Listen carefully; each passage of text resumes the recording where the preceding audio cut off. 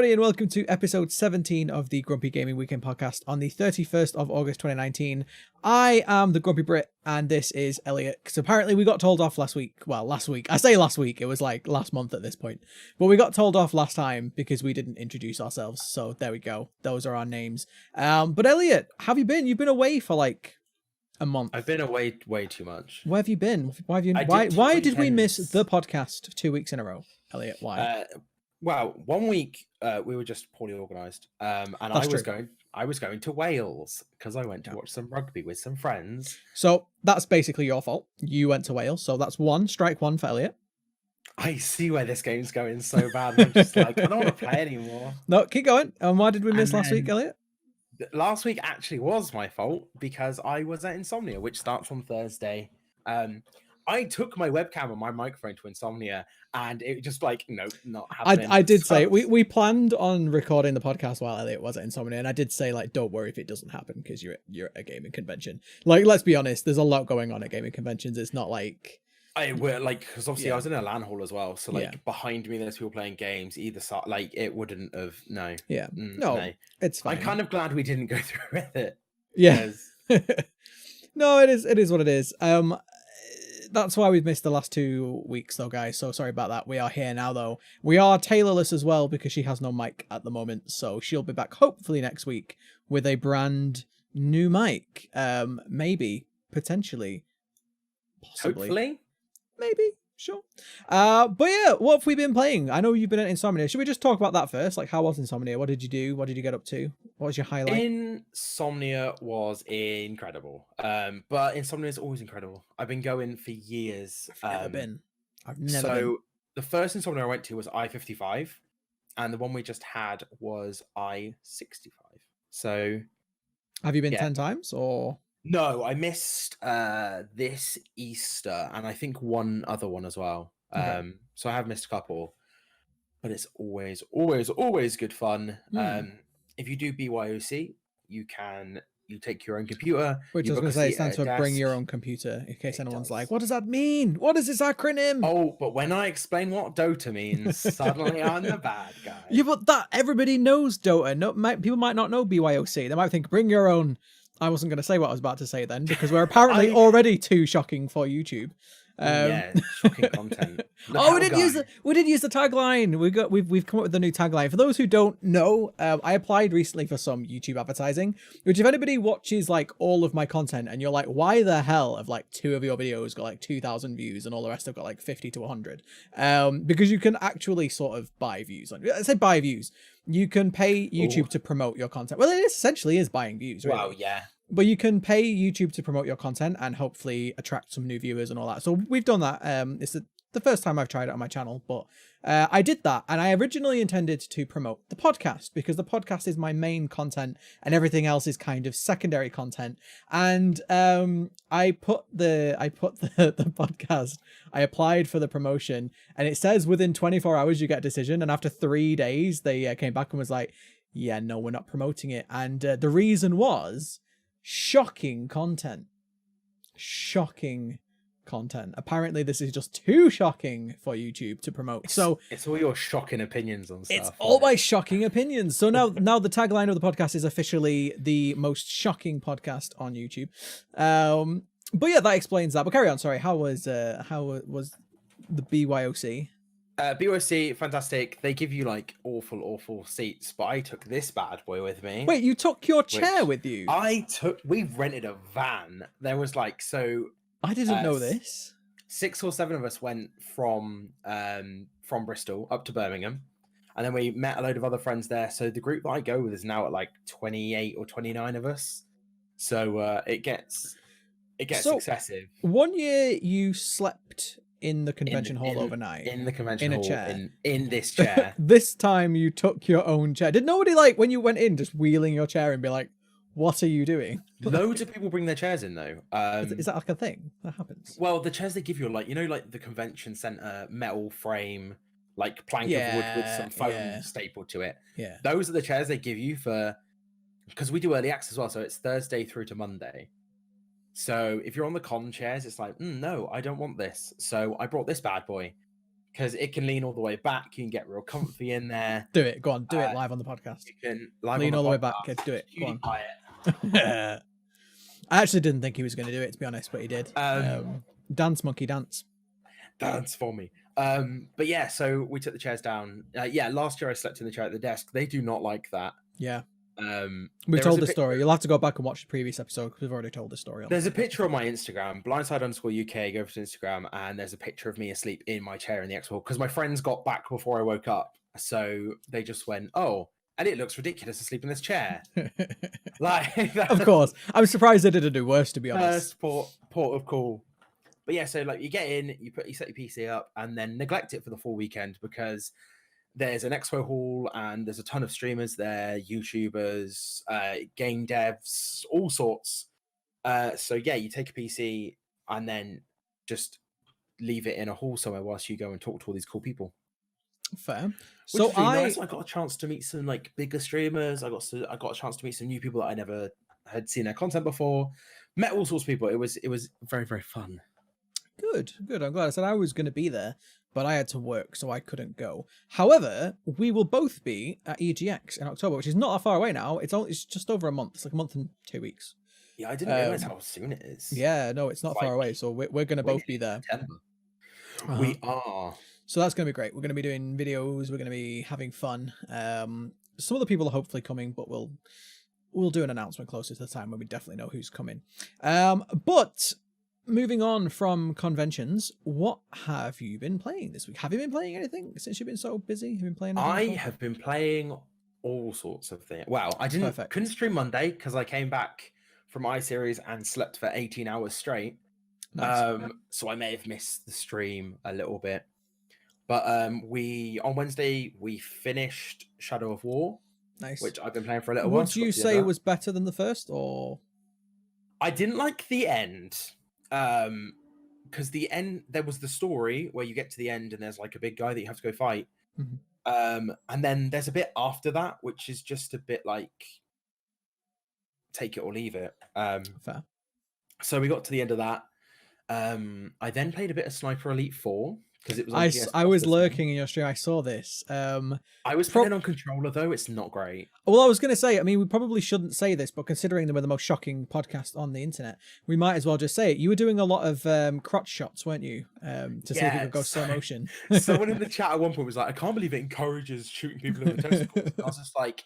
It doesn't necessarily encourage it, but you will get a slow-mo where it shows like exploding testicles with bullets going through them. And was like as soon as you find out that that's a thing, you can't not do it, really, can you? You know, it takes headshots to a whole new meaning. Well, the headshot's so much easier. Like, I was just like, yeah, we're aiming for the crotch, boys. Like, it's an insta-kill. Insta kill through the testicle, really? It is. Or at least they hope that it was. Like, yeah, we really sincerely hope. they just stay down and wait at this point. I give up. Goodbye, cruel world. Just played a bit of that. I've been playing some Dead Cells. I've gotten really back into Dead Cells. I had a very good stream for a Wednesday. You've been streaming it a lot, haven't you? And also streamed it a bit today because we finished Hellblade, which is the game that we were playing for Finish It Friday. Well, we finished it yesterday. Sorry, just.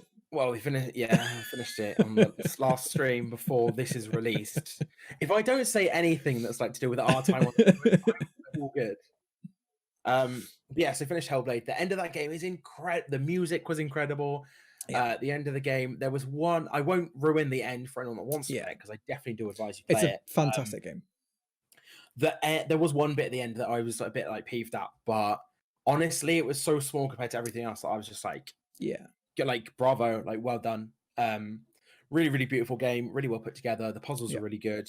The audio in that game is the best bit by far. I'm an impatient fighter in games. Yeah. So like, which is ironic because you've done a lot of the Souls-like games. But Bloodborne and Sekiro are very fast. So yeah, but you still have to be so patient though to like. It's not so much patient. Like once you get the pattern, and you can go quick. But it's like obviously with Sekiro, a lot of it is like you block a combo, you put in 3 hits, and then it's like the next combo starts. Which is why my next game coming up on stream, I'm not so sure I'm going to do well in, is Dark Souls 1. I have never done a sober playthrough of Dark Souls 1. I have always played it as a drinking game.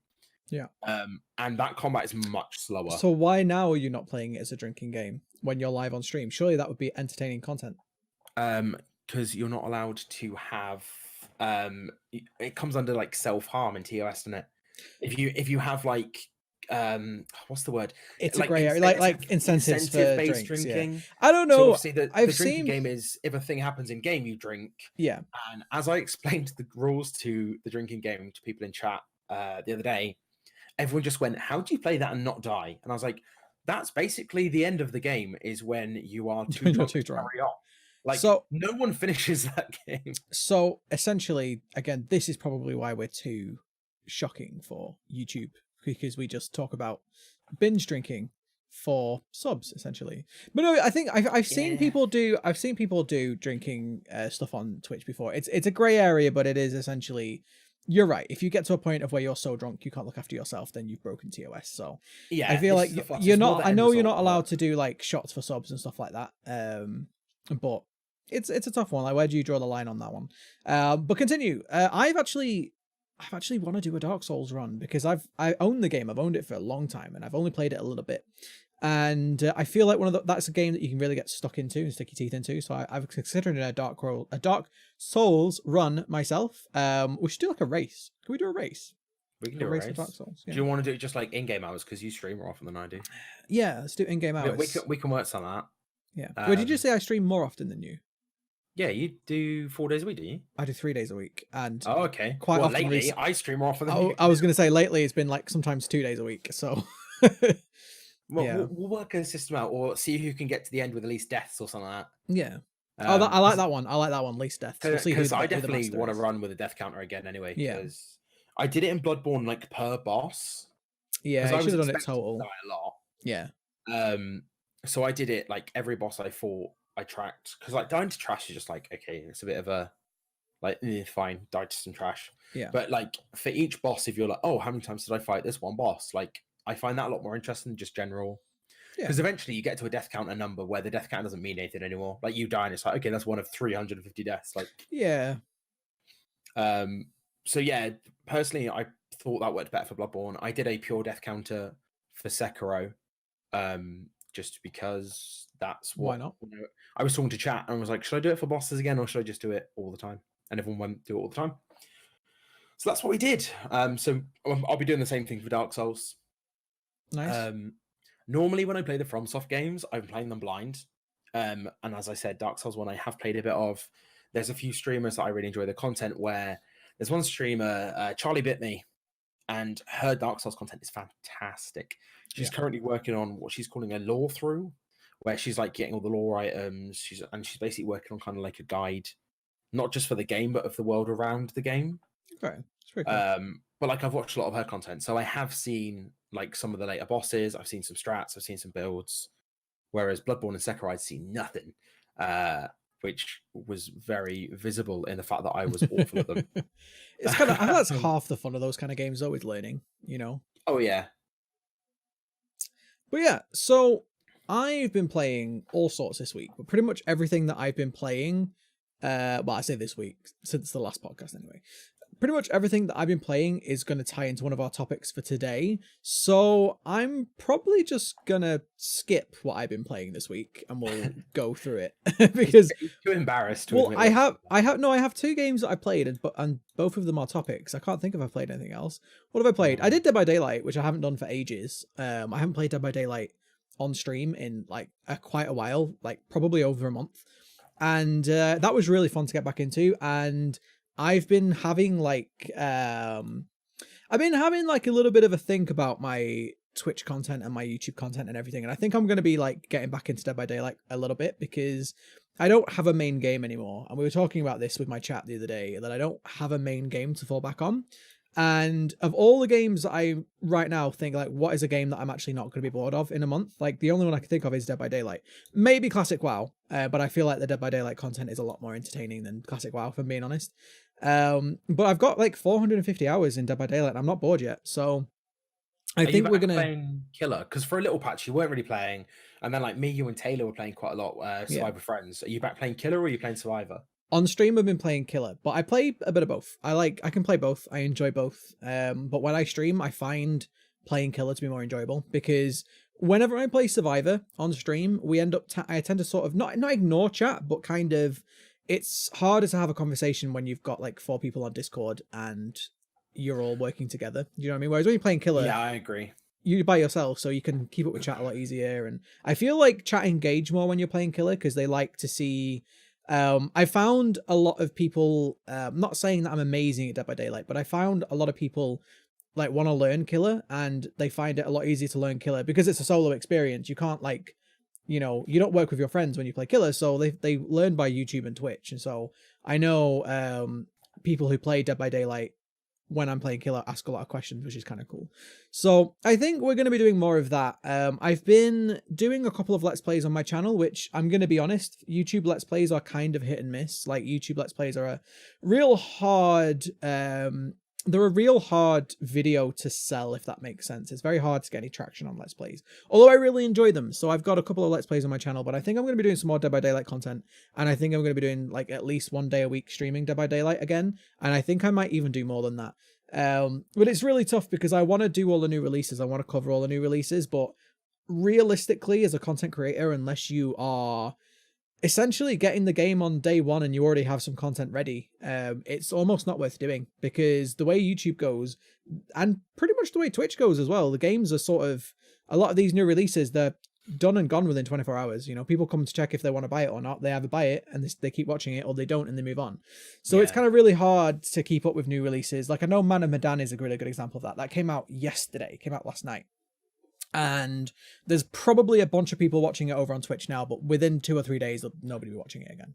So it's kind of a difficult, to do gaming as a variety streamer at the moment is really tough. And I feel like anybody who wants to do this seriously has to kind of fall into at least one main game. And if you don't have a main game, you're kind of screwed at the moment. And so that's where I'm at. That's where I'm at with my channel. But moving on, past my channel woes, moving on, I have been playing World of Warcraft Classic, because who hasn't been playing World of Warcraft Classic apart from you? Because I'm the only man in the world. Well, you're one of 1.2 million people that didn't play it or tune in the stream to watch it anyway. So if you have been living under a rock or in some sort of bunker somewhere, I don't know how you wouldn't have heard the news. World of Warcraft Classic launched, and this has had a lot of history behind this game. Because World of Warcraft Vanilla, I think it launched in 2004. It was a long time ago anyway. I think 15 years anniversary. Yeah, so 2004, World of Warcraft launched, and the game is still going today. It has been, expansions have been released, patched upon patched upon patched. It's had 15 years of development. And the game that we have now, World of Warcraft Retail, as people have started calling it, is completely different to how the game was originally. And a lot of people have said that the game has kind of not died, but has kind of changed to where they don't even recognize it anymore. And I know that BFA, anecdotally, because Blizzard don't release numbers anymore, which is a very smart move on their part. Well, BFA, for their current performance, it definitely is. Well, exactly. Which was literally what I'm about to say was, anecdotally, BFA is the worst that WoW has ever been. By how many people I know that have played WoW since forever who don't play it anymore, or didn't play it until Classic came out, with how dead a lot of realms were, and with how a lot of, and again, I know we use this a lot, but the Twitch viewership is it's a sort of a rough indication on how well a game is doing. But knowing how low the Twitch viewership was getting, it was clear that BFA wasn't doing very well at all. And I probably could do a whole podcast episode on why BFA is utter shite, because it is utter shite. But I could honestly give an entire essay. And so people have been asking for classic servers for a long time, or vanilla servers as people have asked for a long time. What they essentially wanted was the game how it was originally released, because private servers have been offering this for years and years and years, but quite often they would get shut down, like Nostralius and all of these kind of things. It wasn't the official way to do it. And so people were saying, well, if you keep shutting down these private servers, why can't you just do one? Like, you own the game, it's your intellectual property. Well, why don't you provide the service? People clearly want it because all these private servers had thousands of players on them. So why don't you do it?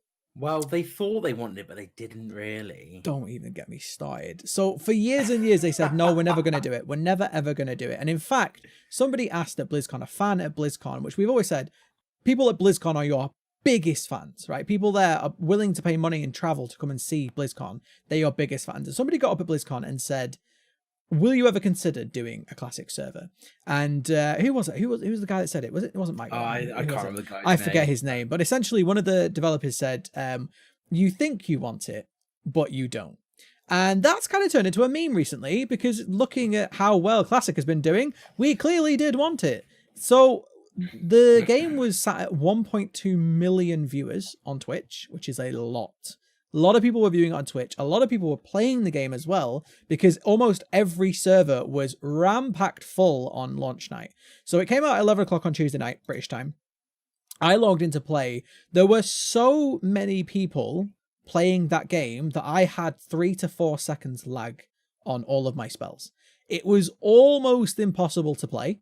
I struggled. Here's the thing. It was fun though. Like, it was a fun experience. So it's an accurate vanilla experience. Apparently so. So for anybody who doesn't know my WoW history, I started in TBC. So I've never actually played Classic. Although I say that, the leveling experience from 1 to 60 or 1 to 58 in TBC was basically the same as Classic. Some of the spells were different, some of your abilities were different, but generally speaking, I remember spell ranks. Spell ranks were still a thing. Your talent trees were still the same. It was still difficult. There was a few quality of life changes, but the leveling experience was pretty much identical. So it's like being back in time, but it was so full. People were experiencing queues, and when they finally did get in, I couldn't even complete quests. So I was playing on one of the lower population servers, so I actually didn't have a queue to get in. I was one of the first people in, and I couldn't complete quests. There were so many people fighting over the mobs, even trying to group up, that you couldn't tag anything. Because back in old vanilla days, or back in the old WoW days, it's not like it is now where if you just hit a mob once, you get credit. Like, the first person to hit it, or the first group to hit it, they only get credit.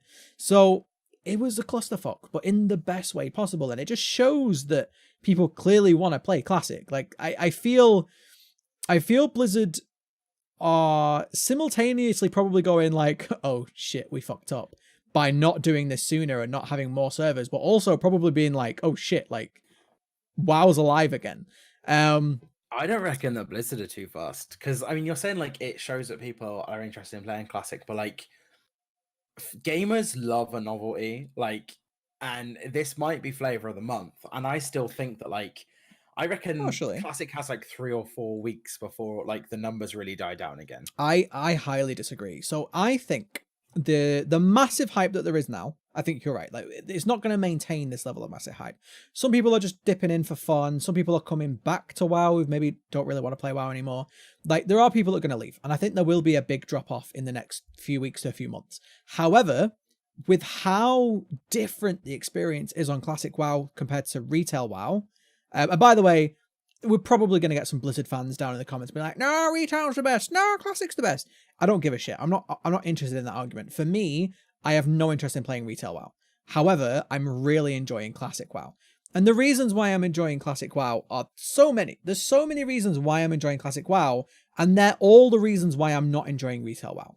Give it just off the top of my head example, right? I played retail WoW 2 months ago. Right, 2 months ago, I mainly resubbed in anticipation of Classic, but I played retail WoW 2 months ago, and I was on a quest chain, and another person on my server, in fact it was a different server, but they were sharded with me, they were also on this quest chain, and I know they were on this quest chain because we both picked up the quest and we had to stand there waiting for some role-playing, some RP cutscene for like 10 seconds or whatever, and then we both headed off to do the same quest together.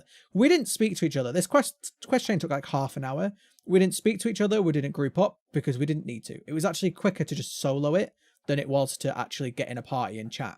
So half an hour I was running alongside this person, and this was like at level 115. And we didn't engage. We didn't interact. It like there couldn't have been any less social interaction. You jump onto the Classic WoW, and because you have to tag the mobs individually, if somebody sees you questing and there's a group of mobs, 9 times out of 10 they will invite you or you will invite them. You will jump into a party together, you will help each other out, because actually having another party member, it makes it a lot easier. Yeah. I have died a lot in Classic WoW, and again, I've been playing this game for 15 years, so it's not like I'm bad at the game. It's not like I don't know the game. Like, I know the game, and even I'm dying, so god damn, I don't know how new players feel. But people are grouping up, people are talking. The chat, I don't remember ever seeing like retail WoW be this active. Like the chats are all active. Everybody's like, you know, like a good example, Razor Hill, one of the very first starter zones in near Orgrimmar for the orcs and the trolls. I leveled through there with my undead, and because I have tailoring, I can make bags, and bags are really useful, and they're really hard to get at low level because everything costs money and nobody has any money. And so I literally just stood in Razor Hill and I was like, does anyone want bags? Like, give me your cloth and I'll turn them into bags. And I had about 20 people. I had a queue of people queuing up to get my bags, and I'm literally like, it was leveling up my tailoring for me, so I was like, brilliant.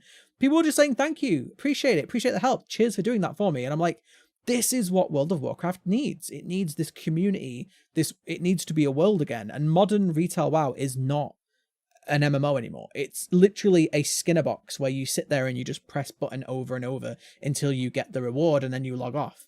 And so I disagree that it's going to die off. I think a lot of people are going to leave, but even if like half of the people stay, and I think a lot of people are going to stay, I think that this is going to be a genuine competitor to retail WoW. And the thing is, like for Blizzard, from Blizzard's point of view, do they give a shit? Because you're subbed either way. And we know that the majority of their money comes from subscriptions, you know, as much as I'm sure they make a lot of money from the microtransactions and all that other crap. The majority of their money comes from the subscription because you have to pay a sub every month to play. And so the way that they've done it is if you have to have an active subscription to be able to access Classic. So I don't think they give a shit. I think they're probably more than happy to continue to support Classic because now more people are subbed than ever. Like, in a long time. I mean, I don't need to see the numbers. I know in my heart of hearts that there are more people subbed now than there have been in 5 or 6 years. Probably longer. Yeah, their sub numbers definitely went up for the start of it. But like when I said like they're not worried because basically it was like when you were saying about it, like, oh, Blizzard, I bet they're wishing they put more servers into it. Yeah. I reckon they'll keep the number of servers they have now because they know that the big drop off that they're expecting, once that happens, they probably have about the right amount of servers. Yeah.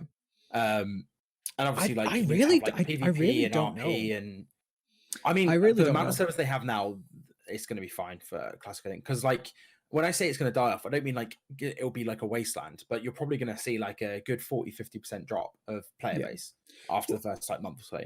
Because at the moment it is a novelty. Because WoW, like vanilla WoW, lacked some real. 15 years ago, GCSE Elliott was playing World of Warcraft. Like running home from school and logging in. And like when it was all coming out and everyone was just like, oh yeah, but like the new systems, like I don't like them and stuff like that. And I was just like, the amount of quality of life and stuff, like, yeah, the stories back then and like you were saying, the sense of community. I saw a picture the other day from the gnome and dwarf starting area, Loch Modan. Yeah, there's like a quest starting this on the floor and they were queued for it. Like they were legitimately in a line. I've seen in the Division, but the Division has like player collisions. So like you can't walk through people. Whereas I've seen more recent patches for WoW where everyone's just absolute clusterfucked around one NPC who gives a quest and you're just frantically clicking, trying not to click other people's characters. Yeah. Like it's definitely brought out the best in WoW players. But I think a lot of that comes from the fact that the rest of the game is so unforgiving. Things like the tagging mobs and the leveling system is very, very slow. You don't get mounts to level 40. Yeah. Because of all of that, like stuff that players are having to already get through, they're being much nicer to each other. So like, I definitely think it has had more of an effect on WoW community than I expected there to be. Yeah. Because originally 15 years ago when I was playing, like, yeah, we all grouped up and like you would talk to people. But that's because we were playing the game when it first came out. No one had any fucking clue what was happening. Yeah. You'd be like, oh, I've just leveled up my mining to a point where like I need to go get tin ore. Does anyone know where it is? Yeah. Whereas like now people are like, oh, I know where the spawns are, so I'm just gonna go there and do it. Well, now if you ask a question in modern retail WoW, people are like, just Google it. Like, why are you asking in here? Google it. Which is interesting because we don't have that phenomenon over on Classic. Every time a question is being asked in chat, you generally get somebody says the right answer and then 5 people say a troll answer. Which has always been the way in World of Warcraft. It's always like, hey, like, where's the flight path? And someone's like, hey, it's down there over that cliff. Like, go jump off that cliff and find the flight path. Or you jump off the cliff and like the wyvern will grab you in the air. It'll be fine. But like, it's really weird. Like, it feels, for me, it feels like going home. It feels like my opinion of World of Warcraft is it was all downhill after the Lich King. I think Cataclysm had some good points, but I hated what it did to the world. I think I do think the golden era of World of Warcraft was TBC and Wrath, and then everything after that was subpar. And I know a lot of people say like Legion was not bad. I think Legion, if Legion was to come after Wrath, everyone would have hated it. I think because Legion came after such a bad expansion in World of Draenor that people were like, well, this is a lot better than Draenor. So it's like, you know, it's like comparing a chicken nugget to a piece of shit. You're going to love the chicken nugget. That's a really bad analogy because everyone loves chicken nuggets. But you know what I'm saying. Analogies, dude. You know what I'm saying, right? Like, it's true. I think if Legion had come out after Wrath, then people would have been a lot more harsh on it. However, my point is... I really enjoyed Legion. I'm just throwing out there. I didn't hate Legion, but it didn't do anything better than Wrath did. You know, it didn't do anything better. Like there was better, but like it had a strong.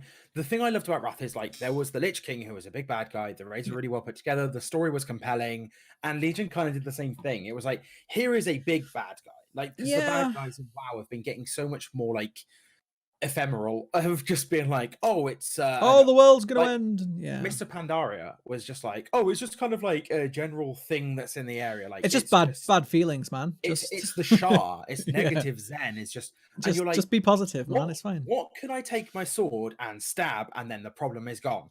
Yeah. And it was just like, oh well, it's more complicated than that. Like, well, it shouldn't be. Stop. It shouldn't be a big bad guy. Exactly. With a big bad plan. Exactly. And I want to go murder that dude. Let me ask you this question, right, to prove your point. Who was the big bad of TBC? Or like one of them, one of the big ones. Wait, I don't know. Illidan, come on. Oh, you didn't play TBC. Okay, Illidan. So who's the big bad of Life of the Lich King?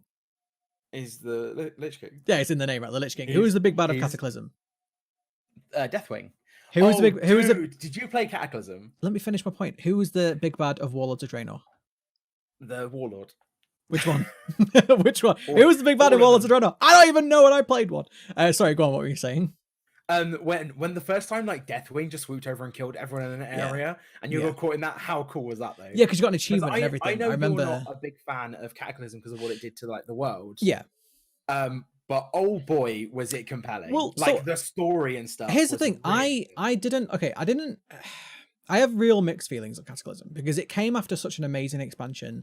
I feel like Deathwing as a end boss was just awful. He didn't have that same level of epicness as actually fighting the Lich King up on, you came from fighting the Lich King up on that, like literally you were on like a skyscraper fighting the Lich King. If you fall off, you're dead, to fighting Deathwing, who's just big hands. That's what he was. He was just big hands.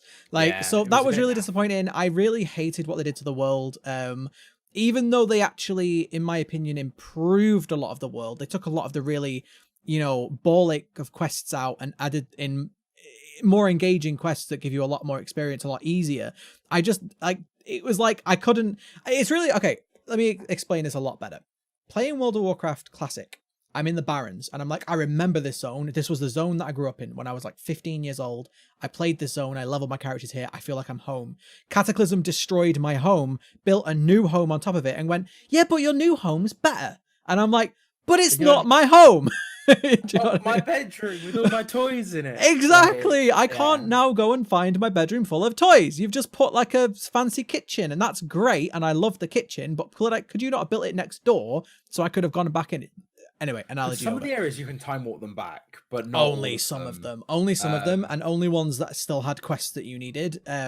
Generally speaking, Cataclysm was rather than being like a big world-ending event that they marketed at, it was a refinement. It was like a streamline. They streamlined the old world. And here's the thing, the old world didn't need to be streamlined. And that's kind of what's happened with World of Warcraft retail in general, is the whole game has been streamlined so much now that it is, I'm not saying that the game is super easy, but it's true. The game is so streamlined that it is like, well, there's no challenge, there's no need to group up, there's nothing there anymore. And this is why I think Classic will stick around longer than a lot of people are thinking, because you can't get that same level of challenge as you can in Classic. And so for an example, I've spent about 6 hours leveling my Warlock, and I am up to, no, it's longer than that. It's longer than 6 hours, and I'm level 16. Whereas in retail WoW, you can get to level 20 in an hour. And it just it cheapens your thing. You don't get as invested in your character, because you're not working as hard to level up. So you don't have any character investment. You don't make any friends along the way because you don't have time to open your friends list. So it's like, you can't get the same experience in retail as you can Classic. And this is why I think Classic is going to stick around. And I think there's going to be a real hardcore audience that are absolutely going to stick with it. And I think the only thing that would change that is if they did bring out TBC and Wrath servers. I think that's the only way people are going to leave Classic, honestly. I think there are a lot of people who wouldn't play retail. The WoW Classic servers can't stay classic servers forever, because eventually you complete classic, there is an end to that. Yeah. And it's not just like beating the last boss or whatever, but like there are things you can do outside of that where you've effectively finished the game, and that's where the expansions and stuff came out. Yeah, 100%. So like it can't last forever like that. Yeah, no, I agree. Because if you think about it, Burning Crusades came out in 2007. 2007. So it was like three years. They had WoW Classic as it. WoW. Which remember they WoW released content in phases. WoW Vanilla is the original old World of Warcraft. So they had Vanilla for 3 years, and then TBC came out. And bearing in mind, by that point, like most people playing Vanilla had like hit end game, and it was just a lot of people like alts and like rolling new tunes, trying out the other factions, things like that, which people don't want. Like, what's the point of doing that now if you could then be like, oh well, if I'm gonna roll alts and stuff like it's so hard to do in classic, I may as well roll like a retail alt, and then you're gonna play retail and go like, oh, this is crap. Because if you love classic, you're not gonna like retail. Really, 100%. I think there is definitely so a clear at some point divide. That has to get to a point where they go, cool, TBC's now on the classic servers. Here is the next bit of content, which if that ever or potentially what they might do is put like some more servers in, so you can keep with classic if you want to keep with classic. You can go TBC if you want to go TBC. Problem is then they're going to end up with, because eventually you've got to do that for everything. And you are going to have servers coming out of your ass. This is I was having a conversation with Taylor's brother actually about this one, because it was like, well, like it's kind of a win-win lose-lose, because look at how hype classic is, look at how many people it's brought back to the game, look how much sub money that Blizzard are making. It almost seems like a natural next step that we will do TBC at some point, right? But then where do you stop? Because if you do TBC, then you got to do Wrath. I mean, if you do Wrath, then you do Kata, because some people probably loved Kata, you know, but I didn't, but some people probably did. So it's like, where do you stop? Or do they just say, no, we're just going to do Classic, that's it, we're not going to do any of the others? I feel like, for me, obviously, I want TBC and Wrath, because those were my favorite days of WoW, so I'm, you know. But again, it's really hard, because if you keep Classic servers open, but then you do TBC, now you've just split your player base, again, into 3. And I feel like 2 is fine, because everybody who likes Classic probably hates retail, and everybody who likes retail probably hates Classic. So you've got those 2 different distinct groups of people. Whereas if you then have 3, now you've got Classic player base now split into 2. Because if your friends are raiding, you know, Molten Core, but you want to go do, I don't know, Karazhan or whatever, like, do you know what I mean? Someone's going to be unhappy, aren't they? So I feel like, but then what do they do then? Do they then shut down the Classic servers and go, you've all got to go do I have a thought of a plan that I reckon would work for them, but it's like, I don't think Blizzard would do it, because it would be a huge time and therefore money investment, where basically, because what I thought they should have done all along when they did all these overhauls and completely changed the way the game works, and then obviously it was around that time that they were like, oh, you could just level a character to basically current content, so you can pay us money to get like a 110 boost, and you can level 110 to 120, which just shows how little the leveling means now. Yeah, because the leveling doesn't matter anymore with their heirlooms and the way that experience works in those ranges anyway. What I always thought they should have done in the first place anyway is 1 to 60, you effectively play classic WoW the way that it was, and then you can basically prestige your character to the next expansion, where you then start again, or you can roll characters in whatever expansion in between, effectively making them pretty much separate games. But then again, you still have the same problem. So you want to play Wrath, I want to play TBC. How does that work? How do we both play? But if I have a character that isn't prestiged out of Wrath, and you want to play Wrath, I just go onto my Wrath character. Yeah, but that's what I'm saying. But that then assumes that you are going to level multiple characters and have them all sitting in different states. Now, what if you rolled a Hunter and you had Hunter on Classic, and then you were one day were like, I fancy going to TBC. As soon as you make that jump to TBC, you now can't play in Classic. So then I'm like, oh, hey, do you want to play Classic? And you're like, I've just rolled to TBC though. So do you see what I'm saying? There's never a way where you don't split the player base in this scenario. Well, yeah, it's always going to split like for certain tunes, but like realistically, if you finish like WoW Classic and then you want to go play TBC, you can roll. What I'm saying is you roll a TBC character that will so you start at like level 58. Is it 58? The Outland. What was the original level? The Outland. You can do the Outland quest at level 58. You can do. Fine. Yeah. But like whatever it is, like you would roll a character into the TBC stuff, and it would be the minimum level for TBC and start in. So the same way as when you at the moment you level a 110 character, it starts with just basic like green gear or something. Yeah. Which is it's like the average gear for that level, so you're not completely underpowered. Yeah, it could work. I think they should just do that, It but could work. it's a lot of man hours for them to have it so that, because that way everyone's on the same servers still. Yeah. It just means that you basically prestige the character between. You're still If on Anchorage or whatever. yeah, So like I think that's the best way for them to do it. If because then you can basically freeze a character in an area. yeah, So you can go to the end of TBC and not have to level past 65 or whatever it was that TBC ended on. So you're not sat there going like, oh, but I still want to do end game TBC raids, but the first time you do the raid, you level to 66. Yeah, I said too many numbers. You've got to be level 70 to do the raids, but continue. Okay, so you go to the raid at level 70. You don't do a few bosses, hit level 71, and then it's like, oh, this raid's useless to you now. Yeah. Which is effectively what happens at the moment now. If you get to level 59 and you're doing old world raids, if you level past like 60, there's no point doing the old world raids because everything's capped at that boss level of 60. Yeah. So if you could have it so that you have to make the conscious decision to move a character up, or if it was like you get to the end of that game's content and then you could make a new character.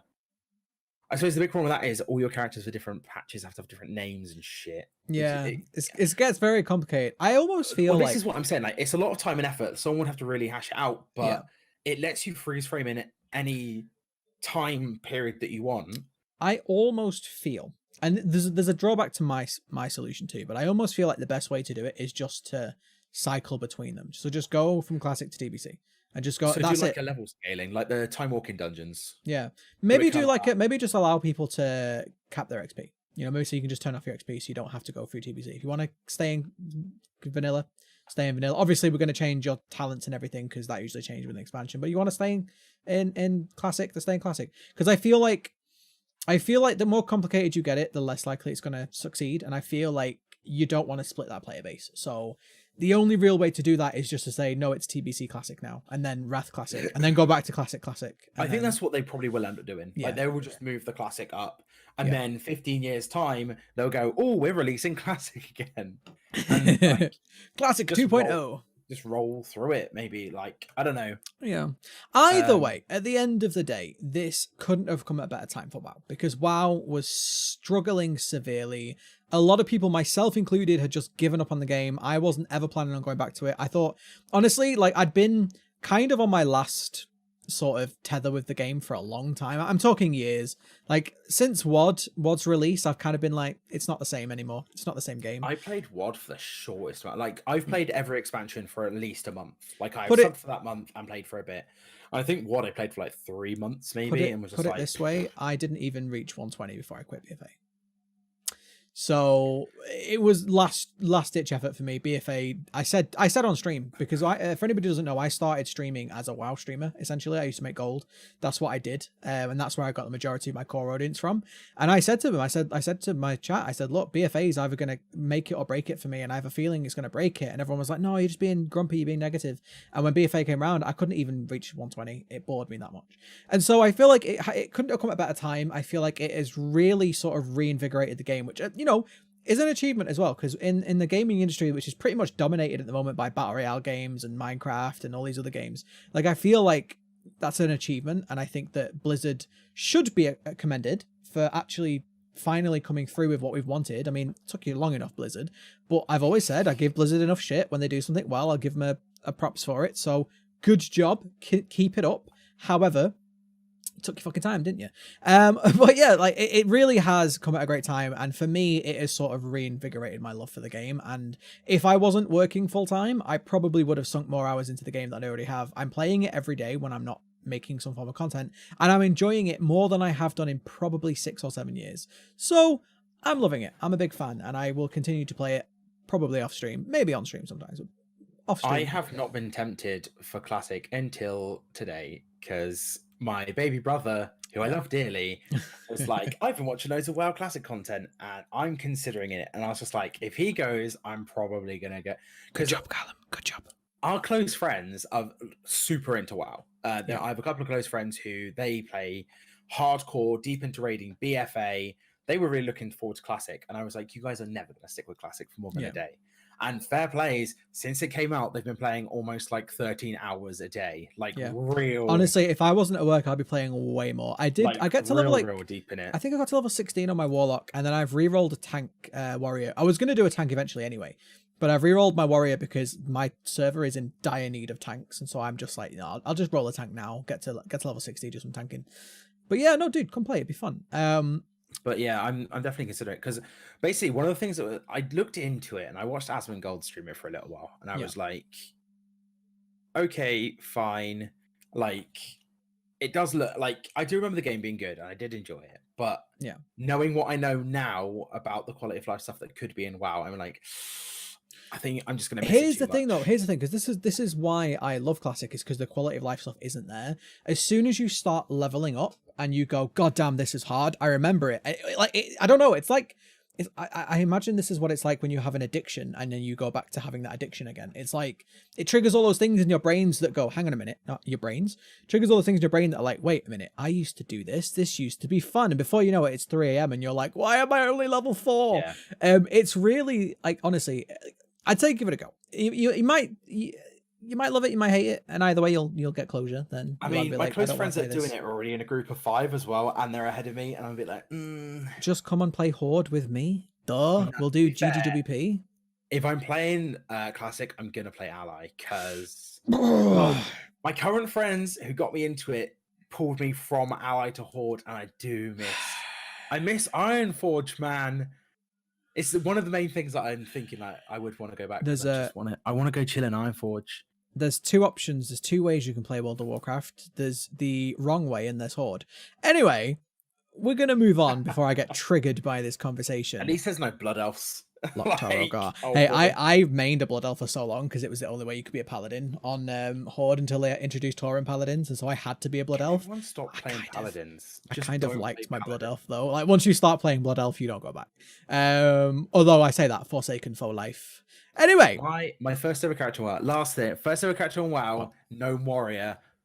Best thing ever, because PvP, nothing makes people angrier than a gnome warrior killing you. No, you're absolutely right. I remember the first time I got killed by a gnome warrior. I was playing my warlock and they destroyed me. They obviously had like they can gear and stuff that I didn't have. Well, they can also get rid of fear and stuff like that, automatically. It's really I got destroyed, and then I got like, I'm not going to say what they did to my corpse afterwards, but it was just so triggering. And I was like probably like 16, 17 at the time when I first started playing, and I was so angry. But I couldn't do anything about it. This little post box with a weapon bigger than it. I couldn't do anything about it. Like, just I literally didn't even see him coming either, because I was just like, what's stabbing me? What's hitting me? And then it was just there, and I was like, oh yeah, shit. But no, it's really good. If anyone is considering trying Classic, if you've played basically between Vanilla and Wrath of the Lich King, I'd say jump in, give it a go. If you played pre-Cataclysm, give it a go. If you haven't played pre-Cataclysm, which I know some people who haven't played pre-Cataclysm who are still enjoying it, like, give it a go. If you're looking for a challenge in your MMO, if you're looking for some social aspect to your MMO, jump in now, because the social aspect is booming right now. Like, I just wish every city is full. Like, every town is full. Everywhere's got people in it. Yeah. It's great. But yeah, I wish you could just get like a week. Rather than like, because there's so many people that, I mean, Blizz are never going to do that, because they do like a week sub. Yeah. Or even just like if they were like, okay, well, Classic came out, you can play free for a week, but they're never going to do that, because I was going to say I'm surprised they didn't. Got that little taster for a week, they'd be like, okay, cool, I kind of got my like Classic fill, I won't bother with the sub. This is what they used to do though. Every time, I forget when they stopped doing it, but every time you bought a new expansion, or if you bought the original game, you basically got like a week of playtime for free. And they used to do this all the time. Like, Blizzard were always giving out free weeks because it's the best way to get somebody addicted. And they knew. Blizz sent me an email a while back. It was before Classic came out, but they sent me an email just being like, "Oh, you haven't played in a while. You've been playing the game for basically 15 years. Did you want a free week?" Yeah. And because it was before Classic, if it had been on the release of Classic, I'd have been like, yes, I do. Yeah. I would have definitely played Classic if I got a week, and I probably would have got a sub if I played for a week of Classic. But they did it early because they were obviously just trying to be like, oh, make sure you got the game installed. Yeah. That's the other beautiful thing with WoW Classic. That download takes like 25 minutes. It's like 4 gig. Tiny. It's 4 gig. But it's running on the modern WoW engine though. So I'm imagining that it's only 4 gig if you've already got WoW installed. Because it's like, it's running on the same engine. Unless, I mean, to be fair, they've got a lot less there's way assets in the less game. places. Yeah, Think about it. That's true. You've only got the 2 continents. Yeah. You don't know Outland, no Draenor, no like half the PvP. Where the Legion was set, who knows? Yeah. Legion Land. Legion Land. Pandaland. Pandaland. Pandaland was good. I actually like Pandaland. But Pandaland was cool. And also I did like the pandas. I've got I like the theme. I liked the Asian style theme. Let's be honest, it is an Asian style theme. I liked it. I thought it was pretty cool. I like the lore behind it. Come out before or after Kung Fu Panda? After, because everyone was making jokes about it. Like, it must be, mustn't it? Everybody was making jokes about it being Kung Fu Panda was 2008. Yeah, so that was a year after TBC. So yeah, definitely after. Because I remember the amount of people's names have been like some variation of Kung Fu Panda when Mr. Pandaria released. But yeah, like I say, this is a good time to jump back into WoW. I honestly love Classic a lot more than I love retail. I say that I don't like retail at all anymore.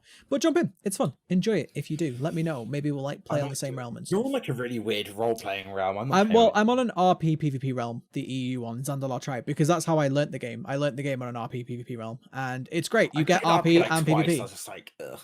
Yeah, but like just seeing people RP, like you don't have to join in. Just seeing people RP around towns is fun. So GTA RP makes me uncomfortable, and I don't know why. I've played tabletop RPGs. I know theoretically it's a very similar, God. the role playing element of it is very similar, but just something about GTA RP makes me very uncomfortable. I don't see it, mate. To be honest, I don't really have a problem. Something about it seems wrong to me. And I've played tabletop. I've played Dungeons and Dragons. So you are a massive nerd, and I am. Apparently, I'm clipping with my audio all of a sudden. I'll turn that down a little bit, see if that fixes it. But yeah, let's. On my end. Yeah, well, you never can until the video gets compressed. Anyway, moving on to our second topic, because I could literally talk about. We could do a full episode on WoW. I could do a full episode on WoW. I could do a whole podcast about WoW, to be honest. Even though you don't play. But yeah, our second topic. Let's go with. I have more experience of Classic than you do. I played the game for 3 years. Yeah, but I also played a heck of a lot during TBC and Wrath, which the leveling was the same. So, did you play during TBC and Wrath? Did you keep playing? I played most of TBC. I don't think I did much of the endgame content. I got to level cap. I just didn't have people to raid with. And Wrath was when I was a hardcore, like I was in an EU second ICC guild, like hardcore raiding. I played a ton of Wrath. I was in the top 3 guilds of my server for Ice Crown. Wrath I was in top 2 EU. It was great. It was great though. It was some crazy shit. Yeah. I didn't have a life then. Anyway, moving on. We've done WoW. Shush. Next. MMO. No, not an MMO. How do you feel about Final Fantasy 14? I like the character models. That's about it. Anyway, moving on. So there's a game. This is kind of old news, but I want to talk about it because I've actually played the game in full. So I want to talk about it. There's a game called Darq, Darq. So I'm imagining it's called Darq. It's either Dark or Darq, and I think Dark sounds better. But there's a little indie game made by one person. And this game, if you haven't heard of it, it's a very similar. It's a 2D. It's not 2D at all. It's a side-scrolling. Well, it's like I say it's 2D. It's like a side-scrolling platformer, but it literally has aspects of it that make it 3D. But yeah, it's in the same sort of vein as games like Little Nightmares, Limbo, Inside, those kind of games where you have a really creepy atmosphere, a lot of like sort of backstory going on, but you don't really know what's going on, and it has puzzles in it, and it's a platformer essentially. And I played it on Steam. I was on stream. I bought it on Steam, played it on stream. And I didn't really know much about it when I played it. I just thought, oh, it looks cool. It looks like Little Nightmares. I'm going to play it. And so I picked it up. I played it on stream. It took me about 3 hours to beat the game. I did get lucky on a couple of puzzles, I'll be honest. But, it took me 3 hours to beat. And it was okay. It was an okay experience. I didn't think it was a bad game. I didn't think it was a great game. I thought it was just perfectly okay. And it was, it wasn't a full price release. So I was pretty happy. I was like, okay, I did make a joke. No, I must have beaten it under 2 hours because I made a joke that I could still refund it. So I beat it very quickly. But after that, there came some news about Darq that apparently the developer, it was a Kickstarter game, and the developer had promised Steam keys for Kickstarters. And Epic came along, good old Epic, because when are Epic not in the news? Epic came along and said, hey, do you want to sell on our store? Do you want to be exclusive to Epic? And the developer turned around and, quite fair enough, said, I don't want to do that because I have fans, you know, that want to buy this game, and I've promised that it's going to be available on Steam. I don't want to go back on that just to, you know, be on your platform. But he said, however, I would love to still sell my game on your platform. You know, I would love to sell Dark on your platform. Epic turned around and said, no, you can either take an exclusivity deal or not be on our storefront. And so this developer turned around and basically did the right thing and said, fine then, I won't be on your storefront. So this ties into a topic we talked about a while ago now, about Epic exclusivity, because Epic exclusivity has been a pretty hot topic in the gaming industry in the last sort of few months, really. Because Epic, if you haven't heard already, are you okay, Elliott? You like spacing out, man? I'm reading some hilarious tweets. I kind of, because I haven't played the game, so you explain the game. I can just switch off for a bit. No, that's fine. But some of the tweets between Tim Sweeney and just the public are hilarious. Oh yeah, some pretty good exchanges. But essentially, Epic have been buying up games and making them exclusive, and there's been quite a few games that were supposed to be releasing on Steam that haven't, and so quite a lot of people have been very angry about that, saying, well, hey, I've pre-ordered the game, what happens to my copy? I don't really want to buy it on Epic. You know, there's been a lot of fair comment and criticism on this whole topic. But Epic came out and said the only reason we're doing this is because Steam charges such an extortionate fee per sale, essentially. Steam takes something like 30% of all your profits when you sell a game on Steam, whereas Epic take a lot less than that. And they've been trying to push this narrative that the reason why they're grabbing all these exclusives is purely because of Steam and that Steam's bad for the industry.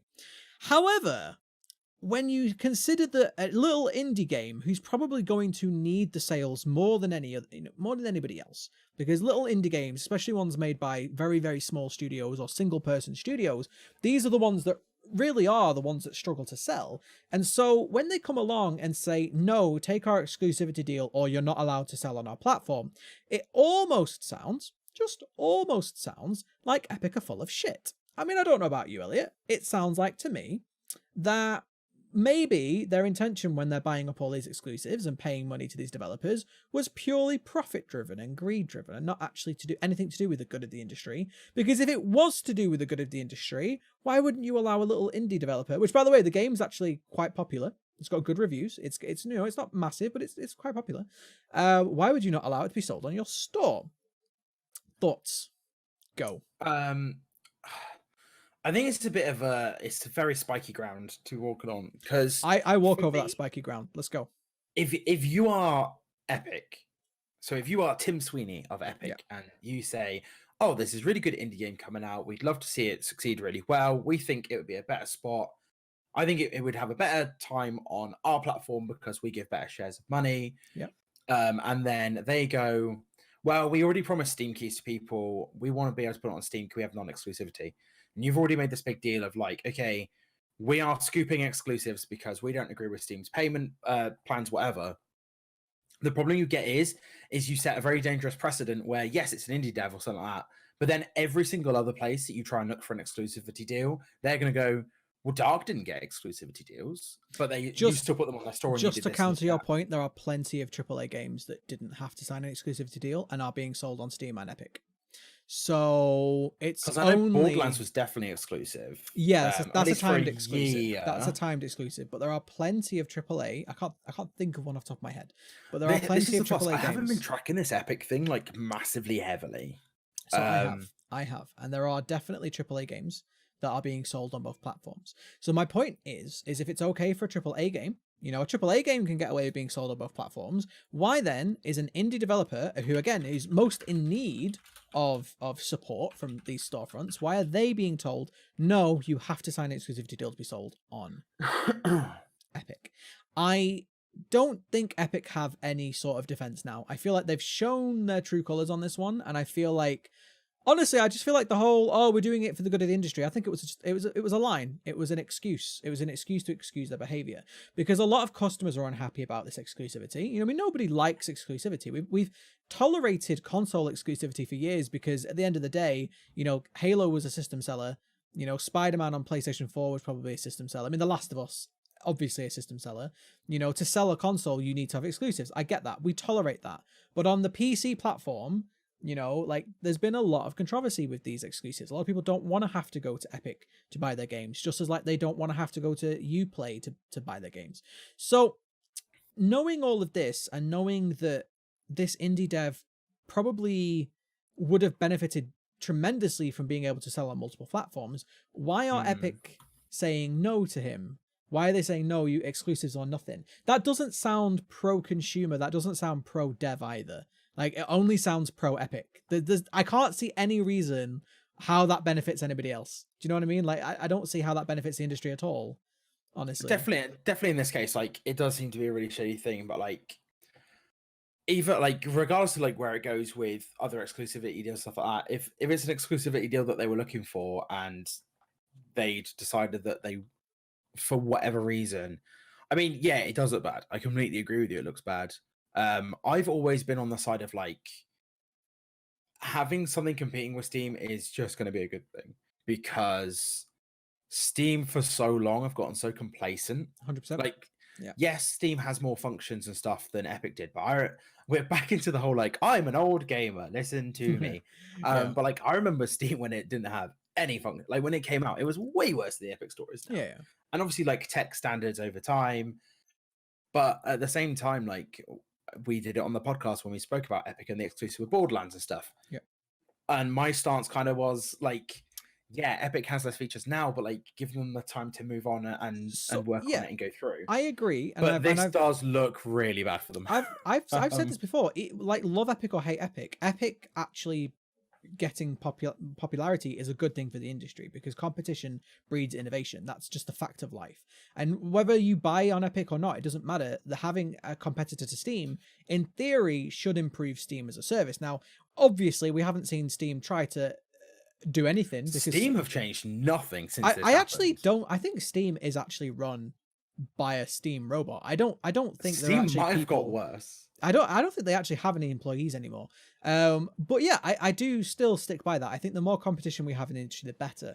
But my point is that Epic try to spin this narrative that they want to do best by the industry, and that's why they're buying up these exclusives. But that narrative is now just evaporated under the light of, like, just think about it logically, right? This developer of Darq brings out this new game. If they'd have said, yeah, sure, go on, sell it on our store, go ahead, no problem. And remember, their reasoning was, but Steam takes too much of developers' money, so that's bad, right? So now what they've done by saying, no, you cannot sell on our store, is they've forced everybody to go and buy on Steam.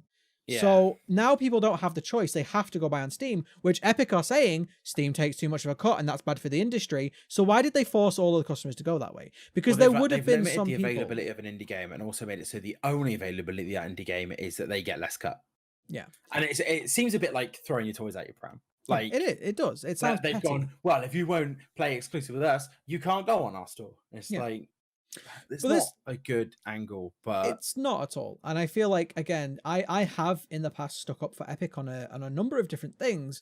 I do think a lot of people hate Epic just because it's Epic, and I think that they have made a lot of mistakes, but I do genuinely think they are trying their hardest to, like, not be the bad guys. But at the same time, there's clearly some greed in that company, and it's starting to shine through now, I think. However, there is some positive news out of this story. So the developer of Darq got so much press and publicity from this whole story, and got so much support from people being like, you know what, you stuck with your guns.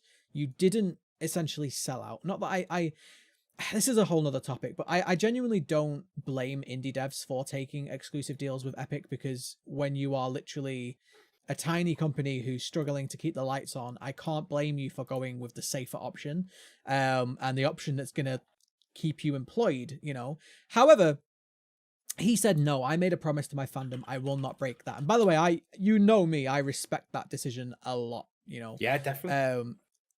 But because of that, a lot of the people in the community came out in support of this developer, and there was a lot of love shown for this developer. A lot of people bought the game, very happy with the game.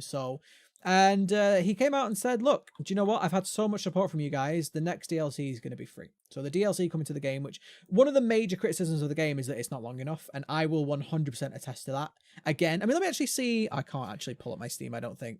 How long to beat it shows it as an average 2 hours. Yeah, I beat it under 2 hours because I made the joke that I could still refund it. I wouldn't refund it For outright. an indie But- developer. No, I know. I made it on stream. Grumps. I was like, guys, I could refund this, but I wouldn't do that because I enjoyed the game. I'm not gonna refund a game because I can. Like, I enjoyed the game. I support the dev. But yeah, that was the main criticism of the game, is it's too short. I have other criticisms of the game. I do think that whereas Little Nightmares did a really good job of painting a picture with no words, this game didn't do it as well. It didn't. I have no idea what was going on with that game when I finished it. I was clueless. I had no clue. Whereas Little Nightmares, I had enough of a clue that I wanted to go and research it more and watch all the YouTube videos and all the theory videos. I still don't have a clue what was going on in Little Nightmares, but I have some idea. Whereas in this game, I kind of really have no idea what the whole thing was. There was like an old lady at one point. I don't know who she is.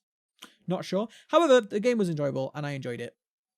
I've forgotten where I was going with this. Ooh, it looks like the first guy is about to ding 60 on Classic Warcraft. Oh, nice. Shame there's no achievements, eh? Oh, no, he's done it, apparently. Oh, nice. Because his Twitch chat is just full of "I was here," same as every time anything happens on Twitch. Who is it? Is it a streamer? Is it is a streamer on Twitch. He sat at 278,000 viewers. I literally cannot scroll fast enough to get to the bottom of his chat. Yeah. It's a man named Jokerd. JOKERDTV. I feel like I know that name. However, that just goes to show that if you have no job and no life, you can succeed on Twitch. Anyway, that's Darq. That's Darq. It's a good game. I recommend, if you like Little Nightmares, if you like Limbo, Inside, those kind of games, maybe check it out. It's not as good as the games in the genre, but it's a not bad addition to those games in that genre. And that, I don't know what this genre is, but there's almost like a genre forming. By the way, I love a genre formation. I love a genre formation. It's great, but this is like a genre of creepy side-scrolling, almost platformer games that have really weird lore and worlds to them.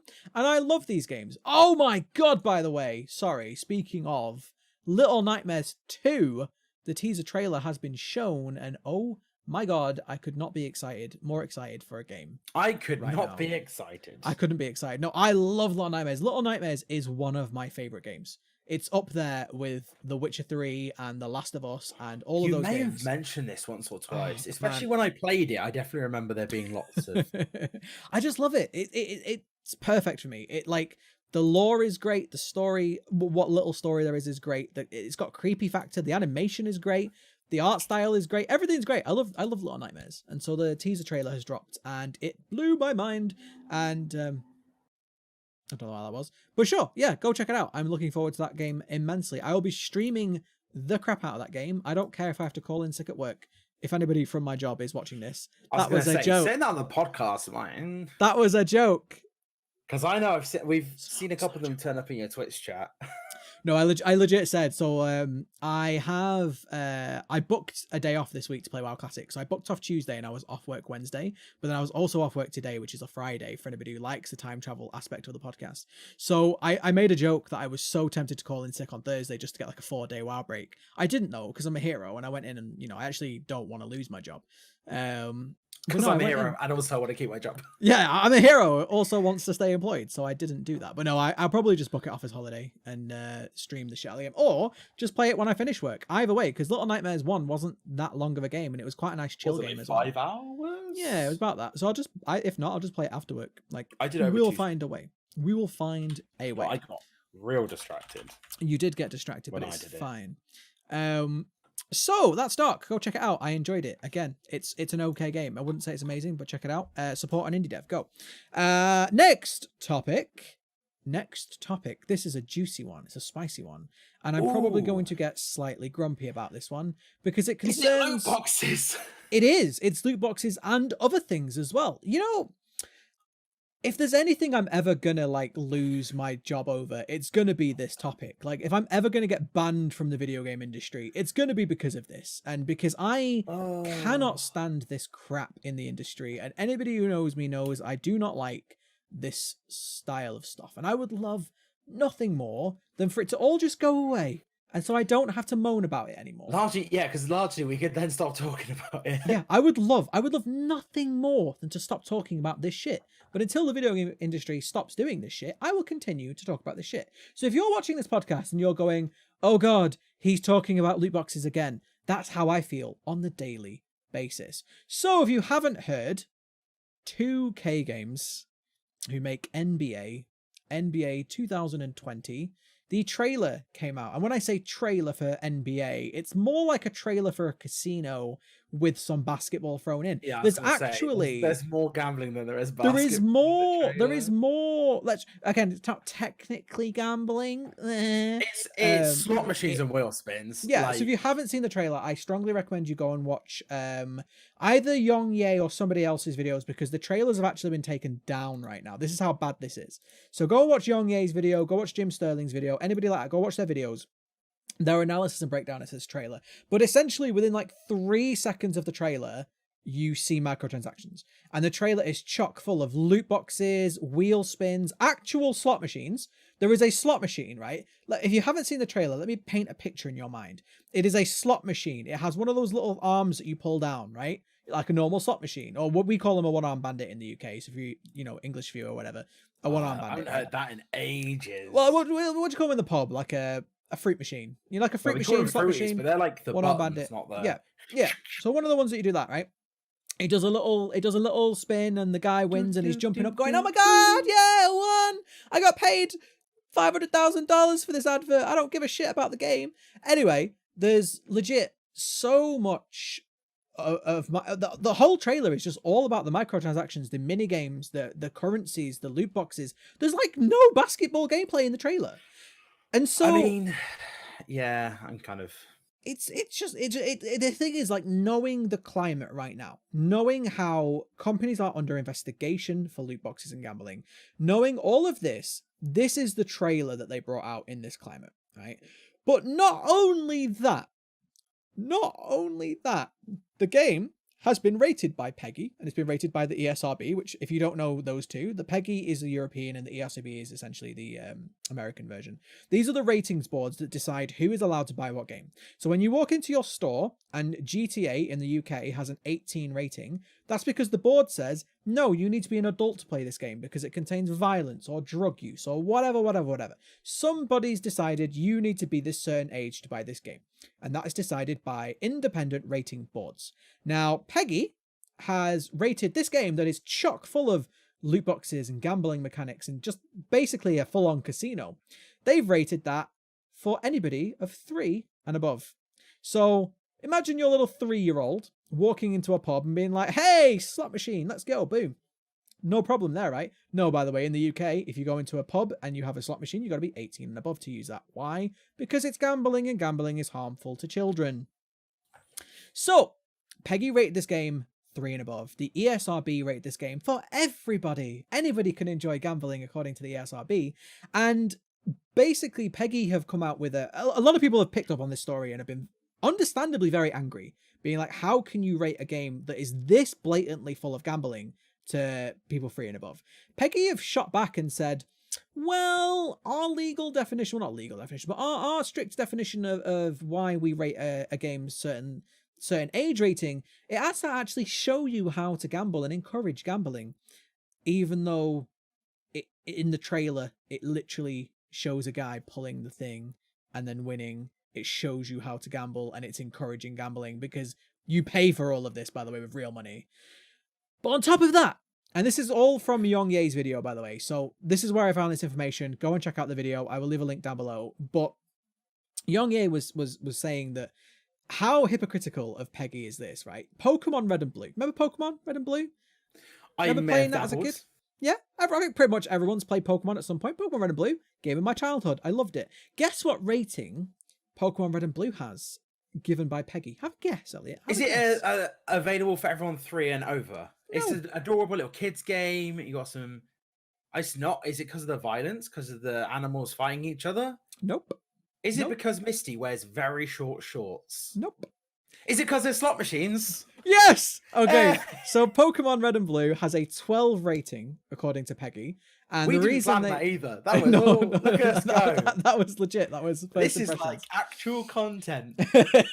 But like Pokemon Red and Blue, and again, I got this from Young Ye's video, so props to him for discovering this. But Pokemon Red and Blue has been rated by PEGI as 12 and above. And the reason they gave for giving it a 12 rating was that it has gambling in the game and encourages gambling. Now in Pokemon Red and Blue, there is a casino that you can go into and you can pay your in-game money. It's called a games corner. Yeah, it's a games corner, but it has a slot machine in the game, right? And you can pay your in-game money to use a slot machine. Now Peggy have said that is gambling. We're gonna, that's representative gambling. So we're gonna give the game a 12, right? Which is, do you know what? Kind of fair enough. All right, like it's a slot machine. You don't really want to be, encouraging children to use slot machines, whether they're real or virtual or whatever. So fine, give it a 12 rating. Cool, whatever. But then NBA 2020 has the same thing exactly, although it's way better graphics, and you can pay real money to do it. And in fact, you have to pay real money to do it. So it's way more harmful. It's way more damaging, and yet that gets away with it. Why does NBA get away with it and Pokemon doesn't? I think maybe, just maybe because NBA makes a fuck ton of money, and maybe these rating boards aren't suitable for the job that they're doing. Just maybe that's what it is. But it's just really, it just shows how bad this industry is getting now, where a trailer can come out for a game, which I'm going to be honest with you all, I don't care about NBA. I've never played an NBA game. I never will play an NBA game because I don't really like basketball. But even if I did, right, even if I did like basketball, I would never buy an NBA game because it's just so shit. Like, it looks so bad. And I'm sure there are like fans of the series that love NBA that are probably at the moment like hating their lives, because it's the same with FIFA. Like, I used to enjoy FIFA now and again. I wouldn't touch FIFA with a barge pole now because of how much monetization are in those games. I know that if I buy the game, I'm going to just feel bad because I don't want to spend the money on the stuff, so I'm going to have a half game. So it just shows how bad this industry is getting, though, that they can just throw up a trailer that's all about the microtransactions, it's all about the loot boxes, all about the gambling, all about the slot machines, all about the wheel spins, and they're getting away with it. I say they're getting away with it, but they did actually remove the trailer, and the trailer for the American version of the trailer is now set to unlisted. So somebody knows they fucked up, and I know they fucked up because if you look at the like to dislike ratio on the video, it was huge. I can imagine. Yeah, this is the thing. As much as I am the Grumpy Brit, I don't like mob mentality. I don't like when people shit all over something because it's fun and that's the thing to do, right? I don't like drama channels. I don't like all of this. But however, like, we need some pushback on all of this stuff. We need people to say this is not okay. And we're finally seeing this happen after years and years and years of people complaining about this. We're finally seeing the basically people said this is not acceptable anymore, stop doing it. And I do think a lot of people are just jumping on the bandwagon because it's fun, like, let's shout at EA and everything. But I just feel like we need this to stop. We need this stuff to stop. It needs to stop now. You've had your time, you've made your money on all of this. Please just go back to making good content, making good games, and selling that.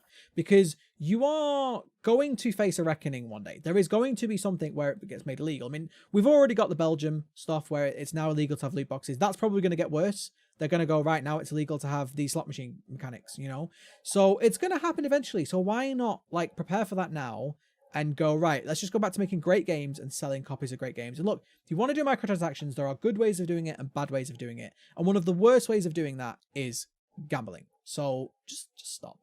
Just stop now. Like, it's enough. And honestly, I am sick to death of talking about this topic. Like, I want to talk about great games that are coming out. I want to talk about Cyberpunk and how great that's going to be. Oh, there's a Cyberpunk controversy. We could talk about that. But I want to talk about how great games are going to be and how much love has been put into them and how, the graphics are great and the story is great and all this. But we can't anymore because every single game that comes out now has to have, well, every AAA game anyway, has to have some form of bullshit. It has to have some form of thing that makes me go, ugh. Like, this is not what video games are about. Video games are supposed to be enjoyment. They are supposed to be an art form. They are supposed to be, I get home from work, I get home from school, and I play video games and I have fun. But it's getting to the point now where video games are almost stressful. And I don't know if it's because I work in the industry and I have to talk about them, but it's almost like new game releases are stressful for me now because I'm like, a game's coming out. I'm like, well, what's going to be wrong with it? Like, what is it going to have that's going to make me... Or even if it comes out fine, what monetization it's going to have later in the day. 100%. 100% with Crash Team Racing and games like that. You can't, like... no purchase is a safe purchase anymore. And I feel like... Crash Team Racing, because, like, isn't it pretty much a battle pass? And Rainbow Six at the moment. Yeah. Oh, do you know what? Yeah, let's give some shit to Rainbow Six Siege, shall we? Go on, you tell the story. I do too. I played it now and again. Go on, you tell the story. If They I think turned around to the community and they said, "You've all been so loyal to our game, and you've clearly enjoyed it, and we've been bringing out like extra packs and extra, like they have the alpha packs, they bring out extra operators quite often, and it's all like all the operators come out really well fleshed out, things like that." And then they went, "You've all been there with us through this journey, so to reward you, we're going to bring you some new content. That content is a Rainbow Six Battle Pass." And I'm just like, you're bringing us what now? I just like not like, only are they clearly over monetizing Rainbow Six Siege, but they're also not doing it in an innovative way, because Battle Pass is the easiest and cheapest way, because Fortnite did it. Because they did like year passes, so you get a first year pass, second year pass, which means as they release new operators and stuff, you just got the operators. Yeah. Which I'm all for. I'm fine with their payment scheme. I bought the very basic starter edition where I started off like 4 operators.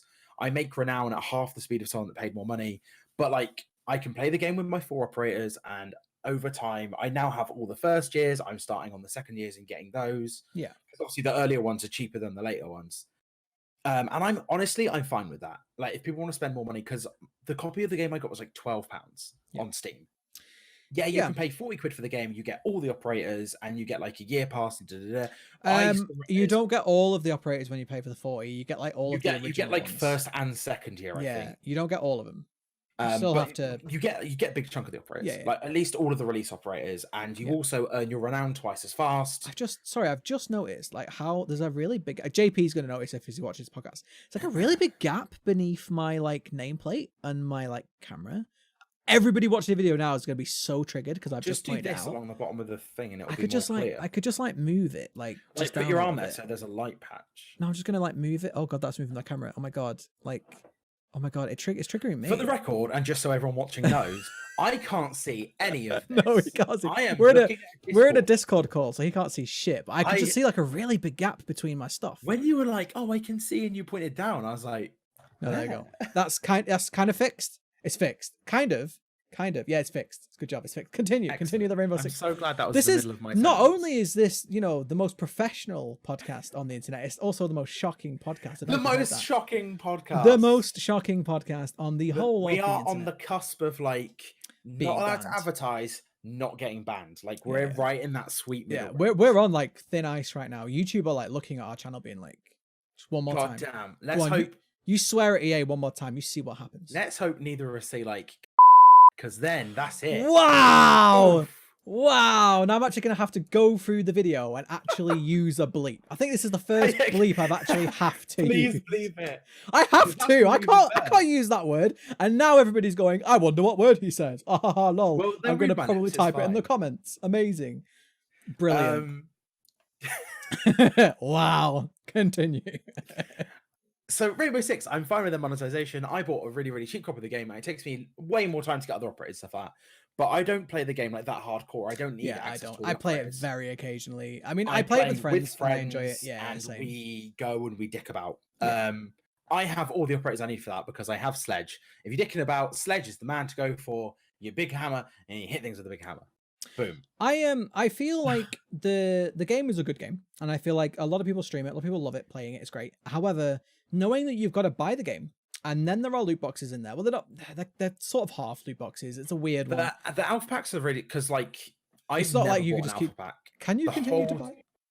Can you buy them in? I don't really know how they work. You might be able to buy them with renown, and renown is an in-game currency. Yeah, which is still not the ideal.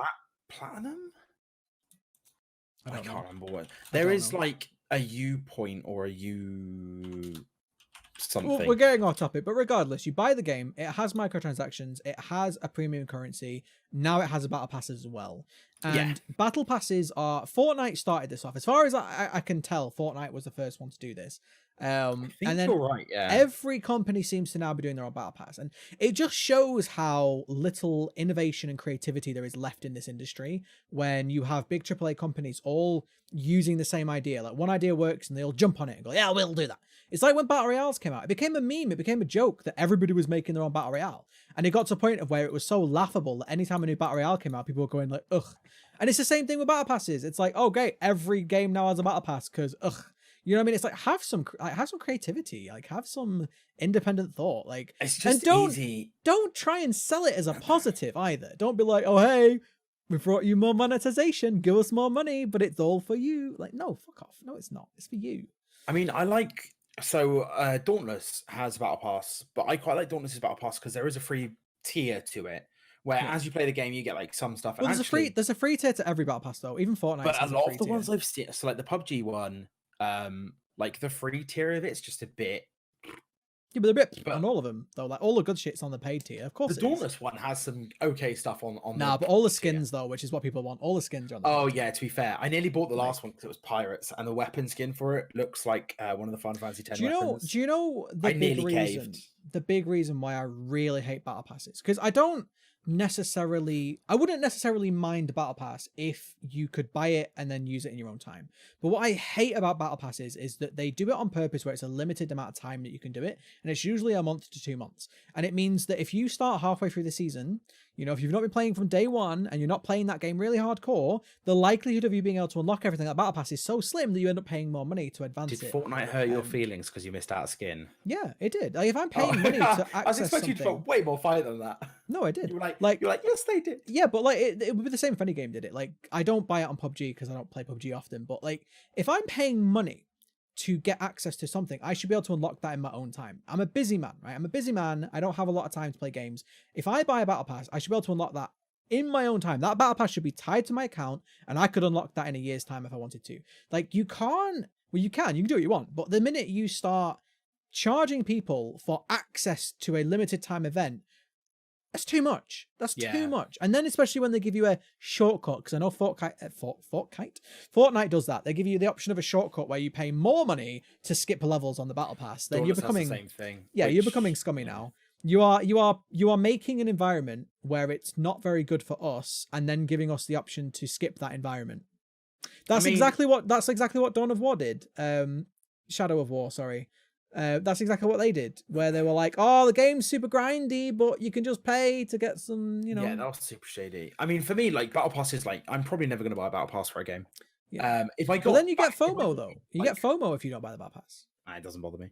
But like, I'm quite lucky in that front that literally, when I see like, even if I see like, oh, if you get the battle pass to the full level, you get this really awesome skin. I'm just like, cool. I just won't get the skin. Like it is cool, but unless you are hardcore playing that game, normally a battle pass isn't worth it. Yeah, I'm a big cosmetic fan though, and this is the thing. Like some people are, some people aren't, and obviously cosmetics has a huge draw, because otherwise why would people ever buy skins? And so I'm somebody who is very driven by cosmetics. I really like them, and so whenever I see a skin that I'm like, oh well, I can either pay a load of money or not have it, it just makes the game less fun for me. And so all these battle passes, all they're doing is making me less likely to play the games that they're in. So it's kind of like, I'm not going to play Siege anymore. Not that I play it a lot, but I'm not going to play it. I'm not probably going to play Dauntless either, because I'm like, I don't have infinite money, guys. And I know, okay, here's the thing. Dauntless is free, so I can kind of accept it. Fortnite is free, so I can kind of accept it. Siege is not free. I had to pay for Siege, so I cannot accept it. I just realized there is a battle pass that I forgot about, which is an old battle pass, and it's one that I have bought several times, and that's the Dota 2 compendiums that they do for TI. Oh, sorry, Defense of the Ancients 2 compendiums. Defense of the Ancients 2 is it was originally a Warcraft 3 mod, if anyone didn't know. Yeah, I actually knew that. But yeah, so I used to buy all the compendiums, but at the time I was playing, I mean, we both know how many hours I have in that game. Like, yeah, at that point it was kind of worth it, because I definitely was getting. Also, that it gives you features in game. They're actually really fleshed out. Yeah. There's things like daily challenges. There's like things for like play certain heroes, and there's little mini games in there and all sorts. Like theirs is really, really fleshed out. Plus, half of the money goes into the prize pool for the international, which makes it more exciting. Yeah, because bigger prize pool, people play harder. So is that true science that people play harder for a bigger prize pool? If you offer someone more money, they'll play harder, or they're just more likely to cheat, which I found as a pub quiz host. Yeah, true. If you put real money on the table, people are definitely more likely to be like, "Oh, we'll just cheat for this one." And it's not hurting anyone. Don't do that. The ethics and morality around cheating in a pub quiz. Go. Just don't. Just don't do it. Because you're gonna have. At that point, you're not even having fun. You're just panicking. You're Yeah. gonna get caught cheating. Yeah. Other people are then in a piss because you were cheating, and everyone knows as well. I can imagine you right doing a pub If quiz. everyone gets a 36, you get 51. Everyone's like, "Yeah, you're cheating." I can imagine you just like seeing someone cheating and just like barreling down the pub, just like jumping on their table and be like, "No cheat!" You don't. You sneak up real close, but you've obviously got the microphone, and then you just go, "Oh, googling. I see." Yeah. Like, oh, is that for personal use? You're googling exactly the answer to this question. Like, to be fair, I have a system that I go to when I see cheating, and it works because you don't barrel at people and yell at them. You just shame them publicly. And oh boy, when someone gets caught like that, they do stop quick. So you are the cancel culture of pub quizzes. You kind of are. You shame people till they stop doing what you like. Sure, we'll take it. But yeah, moving on. So Siege, I think a lot of people are angry. I can see the People battle are really pass pissed getting off, but I over. think it's going to blow over really quickly. I think it maybe. depends on how they utilize it, what's in there. If it's like time, so if it's times to like the seasons are actually really long. Yeah. So if it is completable, obviously, like you were talking about, Fortnite's was like a month, I think. And It's you're like 60 days. It's like 60. It's like 2 months. So you're like, I couldn't get to the end of it. Yeah. Playing as a casual player. Well, sorry, with the one that the Fortnite, the one that got me, I did get to the end of it, but I didn't do the extra challenges in time. Oh, okay. I missed it by a day. But I mean, I'm all for it. If they go, oh, there's a free tier to it, and you can get a load of renown and stuff, and even as a starter edition, I'm still getting that. Technically, with the battle passes, without me paying any money, I'm still getting more. Yeah. So, admittedly, I could get more by paying more money, but the reason I got the starter edition was to pay less money to get less stuff. Yeah. So, which, for me, a casual player, the free version of the battle pass, I am fine with. You can give me bonus shit all day.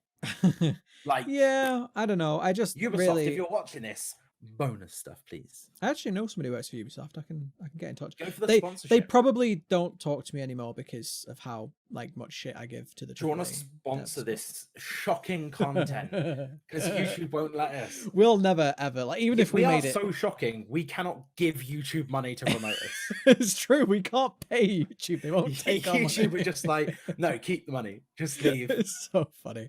Like, again, this is like they'll They're just frantically pressing like a silent alarm. I'm surprised they approved my Dino Crisis video, because I swear like a trooper in that. There's one part where literally I'm being chased by a Velociraptor going, oh bollocks, oh bollocks, oh bollocks, oh bollocks, and they still approved it. I'm like, what did we say in the podcast that was so shocking? Like, I don't get it.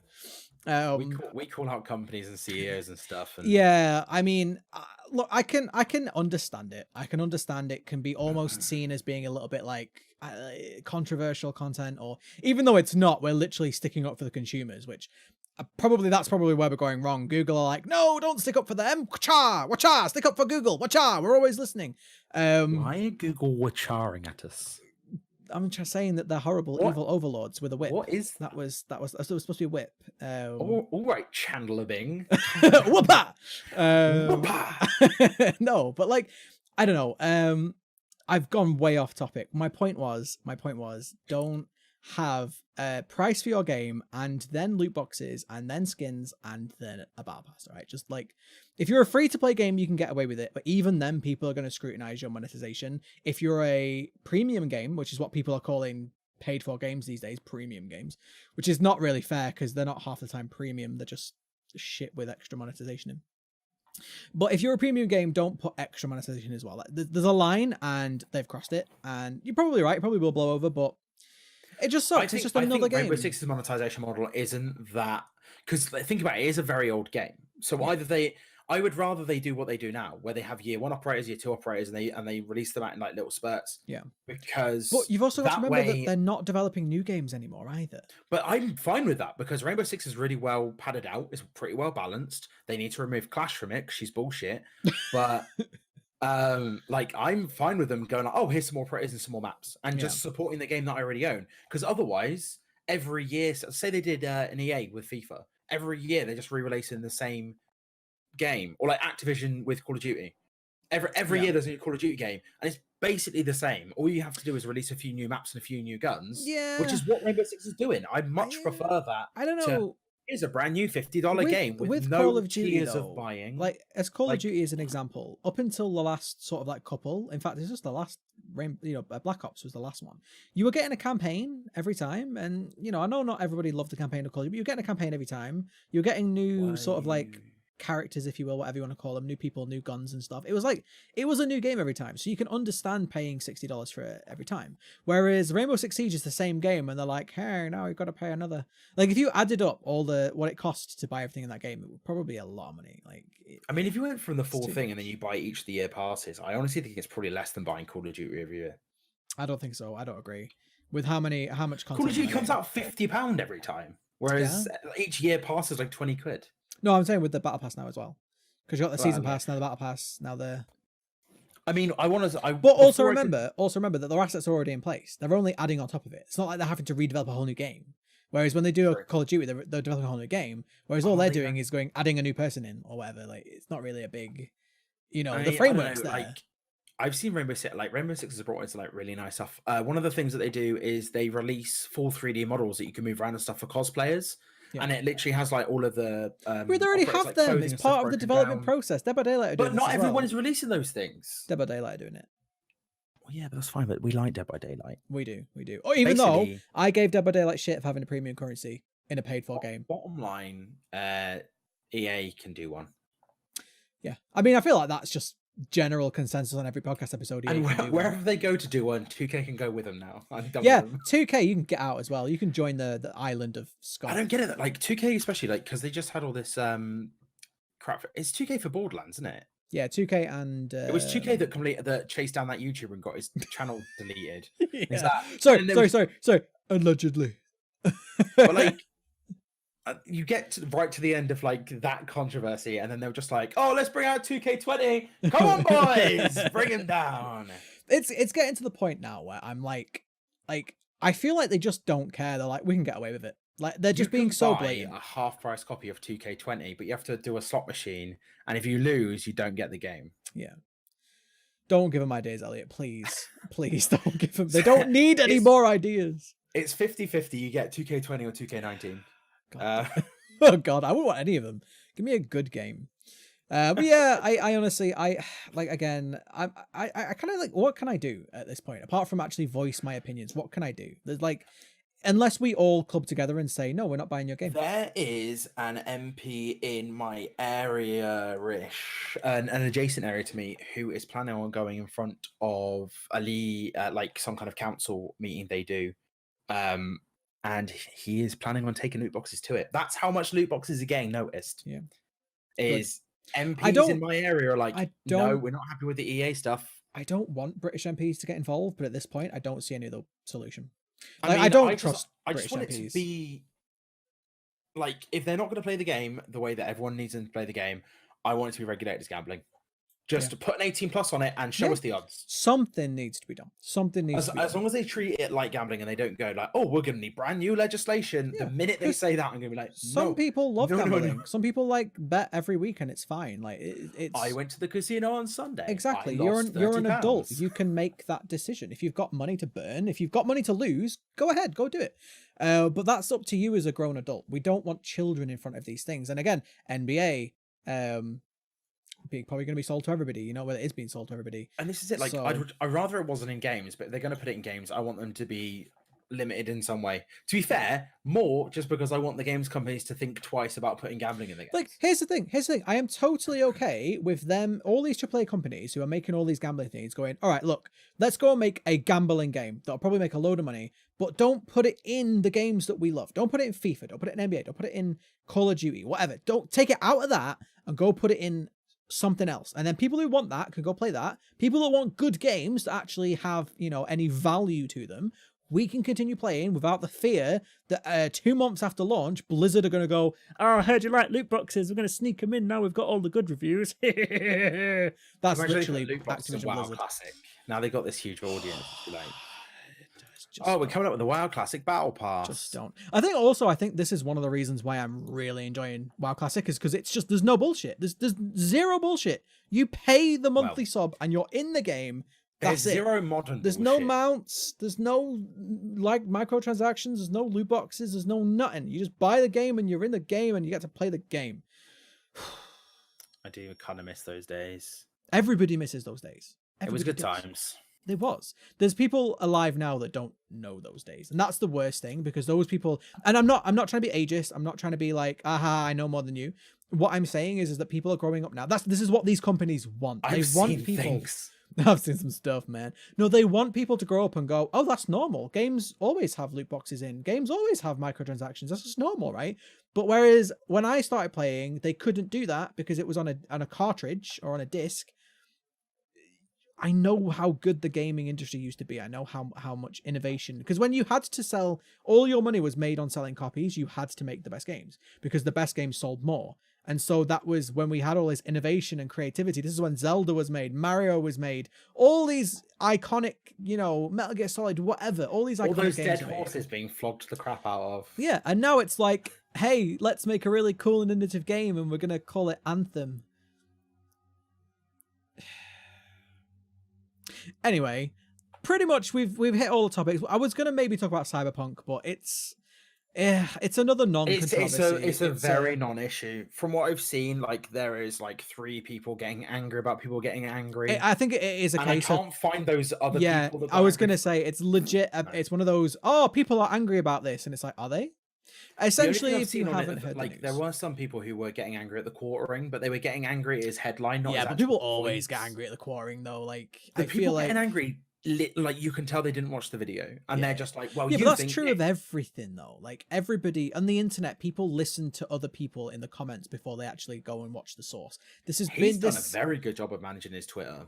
Yeah, like I mean, with people coming at him, and he's like, I will argue with you on a subject, but it have to be I'm gonna be honest. I watch a lot of his videos mainly for the discussions. I have a weird sort of respect for the guy. I disagree with him a lot, but I also respect that he sticks by what he what he believes in. I don't think he does himself any favors. I think I'm trying to be like careful here because I feel like sometimes he definitely does get himself into trouble and controversies that I really want to avoid. I'm not supporting and I'm not condemning him. Essentially, I'm a neutral party when it comes to that guy. But I also don't want to promote him. However, moving on. The whole controversy of Cyberpunk was apparently, maybe because it's not fully confirmed, there may be no set genders when it comes to character creation in Cyberpunk. CD Projekt Red have come out and they have confirmed that, right. Like, so basically it's not like you go, I'm a boy, I'm a girl, or I'm a neither, or something in between. Or they've basically said, like, you choose a body type and then you choose a voice. Yeah. So, but here's the thing, like, you can still make a female or a male in your head. It's still going to be a female or a male. You can pick a male body type and a male voice. Like, there was a bit in the middle where there was a lot of people being like, wait, so I can't just like be a guy, be a girl. I have to be something that is non-binary. I've heard from CD Projekt Red. That's not really CD Projekt Red have come out and said that one of the like parts of the plot of this game is that there is so much body enhancement and body, like you can basically choose whatever you want. Because there is in one of the big controversy of Cyberpunk a while ago now was that there was an advert in the game all in-game stuff.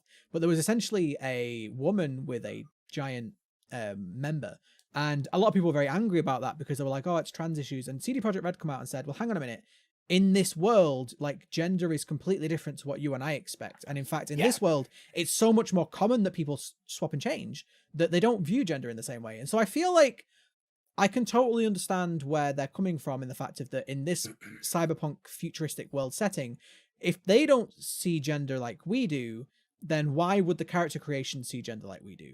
And I mean, here's if the thing. You live in a world where you can just like lop off your arm and put swords in the same spot. Exactly. Like do what you want. Gender seems like such a smaller issue of that. Like exactly. And I'm going to be honest, I am very, very tempted to play the sexiest female character in that game you can ever make. I'd like with playing the as female deepest, characters. manliest voice. No, I want a sexy woman character. I want to seduce all the men and murder them. Brian Blessed's voice. Oh my god, can you imagine?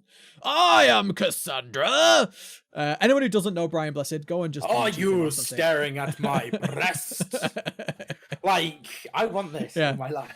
I also kind of want this. But yeah, I don't want to get deep into the topic because again, any time any sort of like this topic comes up, you've got very angry people on one side and you get very angry people on the other side. And honestly, I can't be arsed with either of them. So if you want to buy Cyberpunk, buy it, enjoy it, love it. If you don't want to, don't buy it. Just stop fucking moaning about it. All right? I Like, think stop moaning about for Cyberpunk. me personally, CD Projekt Red have brought enough good faith that until they really mess up, Yeah. I am happy to assume that they are doing the right thing. 100%. Like I honestly, they're one of the only sort of big companies anymore that are making stellar games. So But it's because the Polish don't give a damn what anyone thinks. honestly, Like- CDPR, like that Cyberpunk is my #1 game I'm looking forward to at the moment. Maybe, well, I am looking forward to that way more than Little Nightmares, purely because of the scale of the game and how amazing The Witcher was. But like, of all the games that I'm super looking forward to, that is the one of them. And like, just keep doing what you're doing. I will trust CDPR until they break it, and I hope if I play the game and it's bad, I would be incredibly disappointed. I'll be But surprised. I cannot imagine it being a thing that happens. With I just how can't much imagine love they put into The playing- Witcher, like I can't imagine it being. Do you know Like, what I mean? I can't imagine picking up that game and not loving it. No, I can't either. Like, Like it's gonna be great. I'm gonna stream the shit out of that game. I think like oh yes, I'm going to be streaming the oh, hell out of no. that game. Like I feel like I cannot wait. But anyway, that's my thoughts on that. Like get over it. That's literally it. Like either side you are on of this debate, get over it. And look, if you want to have an actual sit down civil discussion about, you know, the gender representation or whatever in that game, go for it. I know you're allowed. You can discuss whatever you want. But if you're shouting over the internet, just get over it and buy the game and love the game. And if you don't buy it, I will. So I think that's coming up to the end of the show. We've got a lot off topic today, haven't we? But it's fine. This is why we need had Taylor. good times. I've missed this. It's been a couple of weeks. Yeah, it has been a couple of weeks. But this is why we need Taylor to keep us on track. So hopefully she'll be around next week. But as always, what have you got coming up on your channels this week, Elliott? I am starting my Dark Souls 1 playthrough. Nice. And just to level it out, so Monday and Wednesday is going to be Dark Souls, and then Friday I'm starting South Park Fractured But Whole, because I feel like it's going to be a nice little Friday. I'm already angry from the rest of the week's gaming, and it means that I can just kind of like, let's just play some South Park games to balance that out. So that is my plan for this week. Very nice. I might put some Dead Cell streams in. I've really enjoyed streaming it, and I can tell. like You were like, so put an extra day in. I just was like, hanging out with Elliott this morning because, again, technically today is Friday, even though it'd be Saturday when this video is uploaded. But I was hanging out in Elliott's chat this morning. And he finished Hellblade, and he was all like, guys, what games can we play? We could either play like Dead Cells or and I got the games list up and everything, and I was like, oh, there's some like other games, but like Dead Cells there's a is list one. here. We might start the next game, or maybe we just play some Dead Cells, or maybe we just like play Dead we Cells. could. Like there's What another games would you game, but like we to could see also from do the Dead Cells. list? And you were literally like you were asking us what we wanted to see, and we were all saying WoW Classic, go stream WoW Classic, and he was like, "What Dead Cells?" I was just In like, my dude, if you want to defense- stream Dead Cells, stream Dead Cells. Sammy was sat in my chat going, "Play Dead Cells." Yeah.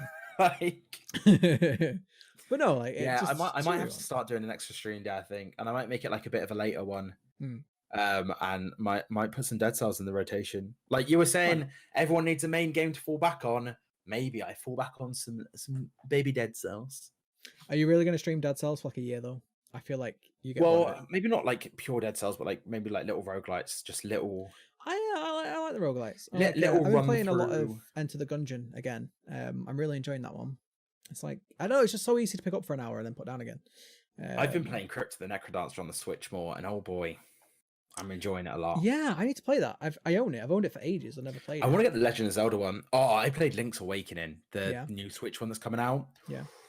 Ooh, it is. I wasn't sold on the art style until I started playing it. It is pretty. I'll and probably it's- pick it up. I'm it's a fan fun. of Zelda. Oh, I've and actually been Luigi's playing Mansion 3. I played a lot of speaking- Nintendo games. Yeah, I'm hopefully picking them up I'm hopefully playing the EGX. But speaking of, we talked about Pokemon earlier. I've been playing Pokemon Red on the 2DS XL because I got one of those so I could buy the original, and it's black and white and everything. It's great. It's so much fun. I picked Charmander, of course. You have to pick Charmander. It's the best.